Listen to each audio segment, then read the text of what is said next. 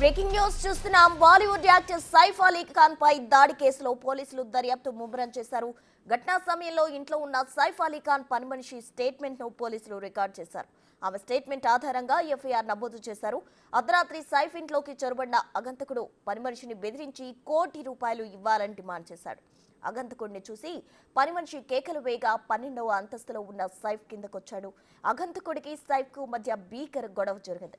ఈ క్రమంలో తన వద్ద ఉన్న కత్తితో సైఫ్ ను అగంతకుడు 6 సార్లు కత్తితో పొడిచి పరారయ్యాడని పోలీసులు ఎఫ్ఐఆర్లో తెలిపారు.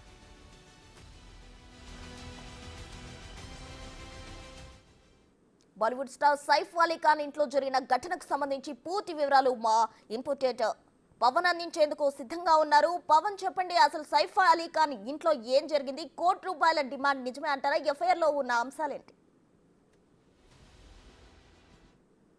తెల్లవారుజామున బాలీవుడ్ నటుడు సైఫ్ అలీ ఖాన్ పైన గుర్తు తెలియని వ్యక్తి ఆ కత్తితో దాడి చేశాడు. ఈ దాడిలో సైఫ్ అలీ ఖాన్ తీవ్రంగా గాయపడ్డాడు. 6 చోట్ల గాయాలయ్యాయి. ఇప్పటికే శస్త్రచికిత్స పూర్తయింది. సైఫ్ అలీ ఖాన్ ప్రాణానికి ఎటువంటి హాని లేదు. ఆయన ప్రస్తుతం లీలావతి ఆసుపత్రిలో కోలుకుంటున్నాడంటూ అటు వైద్యులు చెప్పారు. మరో 2 రోజుల్లో ఆయన్ను ఇంటెన్సివ్ కేర్ యూనిట్ నుంచి బయటకి నార్మల్ వార్డుకి షిఫ్ట్ చేస్తామంటూ కూడా పోలీసులు అటు వైద్యులు చెప్తున్నారు. మరోపక్క సైఫ్ అలీ ఖాన్ పైన దాడి ఘటనను అటు మహారాష్ట్ర ప్రభుత్వం చాలా సీరియస్గా తీసుకుంది. ఆ నిందితుడి కోసం 10 బృందాలను ఏర్పాటు చేసి గాలింపు జరుపుతున్నారు. అనేక అనుమానాలు తలెత్తుతూనే అర్ధరాత్రి 2:30 గంటల సమయంలో సైఫ్ అలీ ఖాన్ నివసించే బాంద్రా వెస్ట్ అనేది అత్యంత సంపన్నులు నివసించే ప్రాంతం. అందులో సైఫ్ అలీ ఖాన్ నివసించేది 12వ అంతస్తులో. అది ఆ భవనంలో అత్యంత కట్టుదిట్టమైన భద్రత ఉంటుంది. అటువంటి కట్టుదిట్టమైన భద్రతను దాటుకొని ఆ వ్యక్తి లోపలికి ఎలా ప్రవేశించాడనేది ప్రస్తుతానికి పెద్ద ఎత్తున అనుమానాలు వ్యక్తం అవుతున్నాయి. అతను సైఫ్ అలీ ఖాన్ పైన దాడికి పాల్పడి కిందికి వెళ్తున్న క్రమంలో 6వ అంతస్తులో అతని కదలికలు సీసీ కెమెరాలో రికార్డ్ అయ్యాయి. అతని ఫోటోను ప్రస్తుతం అటు పోలీసులు రిలీజ్ చేసి అతని కోసం గాలింపు జరుపుతున్నారు. అటు బయటికి పరిగెత్తి పారిపోయిన వీడియోలు కూడా లభ్యమవడంతో ఆ దిశగా పోలీసులు అయితే దర్యాప్తు చేస్తున్నారు. కానీ అనేక అనుమానాలు వ్యక్తం అవుతున్నాయి. అర్ధరాత్రి 2 గంటల సమయంలో సైఫ్ అలీ ఖాన్ కుమారుడు జేహ్ గదిలోకి ఆ వ్యక్తి ఎలా వచ్చాడు అంటే పోలీసులు చెప్తున్న దాని ప్రకారం ఫైర్ డక్ట్లోంచి అగ్ని ప్రమాదం జరిగితే తప్పించుకునేందుకు ఆ బహుళంతస్తుల భవనంలో పెట్టే ఒక డక్టులో నుంచి ఆ దొంగ లోపలికి ప్రవేశించాడు. దాదాపుగా 2-3 గంటల పాటు నిశ్శబ్దంగా అదే గదిలో వేచి చూస్తూ ఉన్నాడు దొంగతనం చేయడం కోసం. అయితే అతని కదలికలు గమనించిన జేహ్ నాని అంటే ఆమె కేర్ టేకర్ సైఫ్ అలీ ఖాన్ కుమారుడి కేర్ టేకర్ ఏలియా ఫిలిప్స్ గమనించి ఒక్కసారిగా ఆమె గట్టిగా కేకలు వేయడంతో నిందితుడు ఆమెను పట్టుకున్నాడు. కత్తితో ఆమెను బెదిరించే ప్రయత్నం చేశారు. అదే సమయంలో సైఫ్ అలీ ఖాన్ గదిలోకి వచ్చారు. ఆ గదిలోకి వచ్చిన తర్వాత అక్కడ జరుగుతున్నది గమనించి అతనితో ఫైట్ చేసేందుకు ప్రయత్నించాడు. సైఫ్ అలీ ఖాన్ ఆ ఏలియా ఫిలిప్స్ను రక్షించేందుకు తన కుమారుడిని రక్షించేందుకు ప్రయత్నించాడు. ఈ క్రమంలోనే ఒక్కసారిగా సైఫ్ అలీ ఖాన్ పైన ఆ నిందితుడు దాడికి పాల్పడ్డాడనే అనేది పోలీసులు చెప్తున్న వాదన. కానీ అనేక అనుమానాలు వ్యక్తం అవుతున్నాయి. ఫైర్ డక్ట్ లోపల నుంచి అతను ప్రవేశించాడే అనుకుందాం. ఫైర్ డక్ట్ ఉండేది కూడా భవనం లోపలికి ఉంటుంది. అసలు అంత హై సెక్యూర్ భవనంలోకి ఆ వ్యక్తి ఎలా ప్రవేశించాడు? లోపలి వాళ్ళ ప్రమేయం లేకుండా అతను ప్రవేశించి లోపలికి ఎలా రాగలుగుతాడు? ఆ 12వ అంతస్తు దాకా ఫైర్ డక్ట్లో ఎలా వెళ్ళగలుగుతాడు?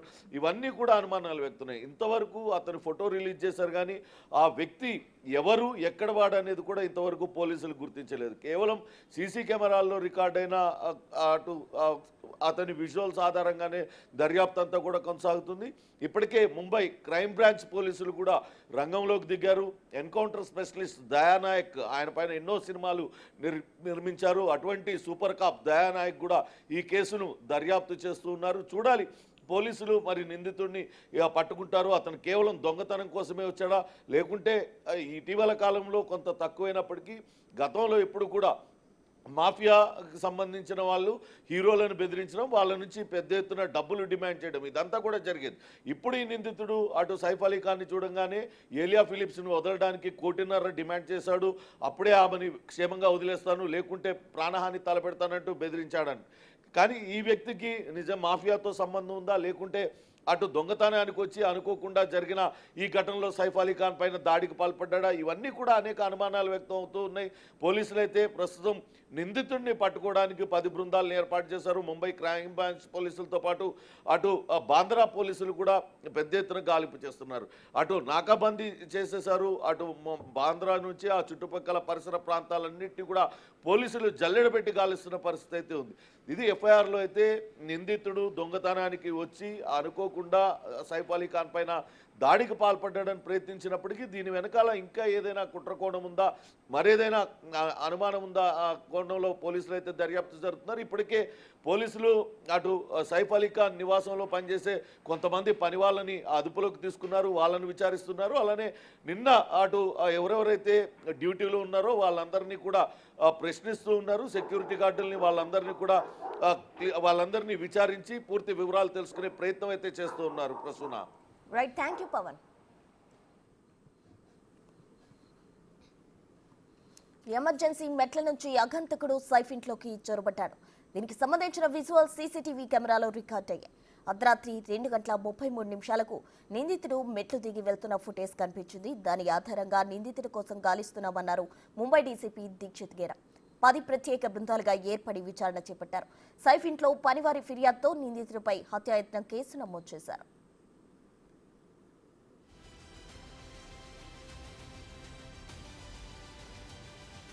నిందితుడు మొదట సైఫ్ చిన్న కుమారుడు జే నిద్రిస్తున్న గదిలోకి వెళ్లాడు. పని మనిషికి చూసి మూలుగు నక్కగా దుండగుడు నీడను చూసి ఆమె కేకలు వేసింది. ఈ క్రమంలో సైఫ్ పై నిందితుడు కత్తితో దాడి చేయగా వీపు పై భాగంలో వెన్నుముక వద్ద తీవ్ర గాయమైంది. డ్రైవర్లు ఎవరూ అందుబాటులో లేకపోయేసరికి సైఫ్ రెండో కొడుకు ఆటోలో ఆసుపత్రికి తరలించాడు. డాక్టర్లు శస్త్రచికిత్స చేసి 2.5 అంగుళాల కత్తి ముక్కను తొలగించారు. ప్రస్తుతం సైఫ్ కోలుకుంటున్నారని, ప్రాణాపాయం లేదని డాక్టర్లు తెలిపారు.